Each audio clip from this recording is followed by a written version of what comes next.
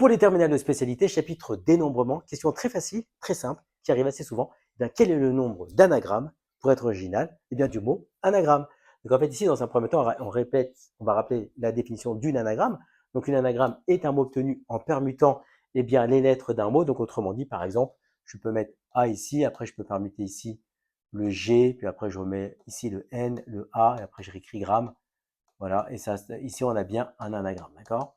En fait, ici, qu'est-ce qu'on observe? Eh bien, on observe de manière générale une anagramme, eh bien, c'est une permutation, d'accord? Parce qu'en fait, ici, vous avez 9 lettres, imaginez. 1, 2, 3, 4, 5, 6, 7, 8, 9. Ici, j'ai 9 choix possibles pour passer la première lettre. Après, je ne peux pas la répéter. Donc, après, j'ai 8 choix, puis 7 choix, puis 6 choix, ainsi de suite. Donc, j'ai bien 9 factoriels. Donc, c'est pour ça qu'on dit qu'une anagramme d'un mot ici, eh bien, de 9 lettres est une permutation, eh bien, des 9 éléments de ce mot. Et donc, il y a, a priori, eh bien, 9 factoriels anagrammes. Or, ici, attention, c'est quoi le problème? Eh bien, c'est qu'on a des mots qui se répètent. On a le A qui va se répéter 3 fois et le M qui va se répéter 2 fois. Donc là, ça va sur l'incidence. Donc ici, on l'explique très simplement. Ici, la lettre A se répète, on l'a dit, 3 fois, et la lettre M se répète 2 fois. Comme A se répète 3 fois, alors les permutations de ces 3 A, ça fait 3 fois 2 fois, donc ça fait ici eh bien, un nombre de 3 factoriels, mais ça ne change pas le mot. Parce qu'en fait, A et A, si vous le passez, que vous le vouliez ou non, ça va rester A, d'accord, en termes de valeur.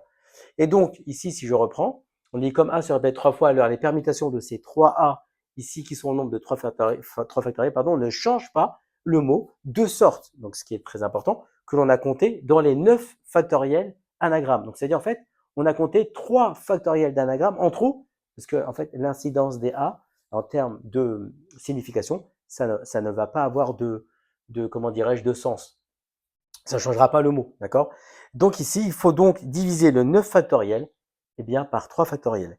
Et on procède de même raisonnement avec les m qui sont avec 2 lettres, donc 2 factoriels. Donc si on reprend eh bien, le mécanisme, regardez ici, j'ai le terme anagramme.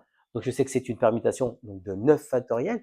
Ensuite, je vais diviser eh bien, par le nombre de a, donc ça va faire 3 factoriels, et le nombre de m, 2 factoriels. Et donc ça, c'est la méthode qui vous permettra à coup sûr de déterminer eh bien, le nombre d'anagrammes d'un mot.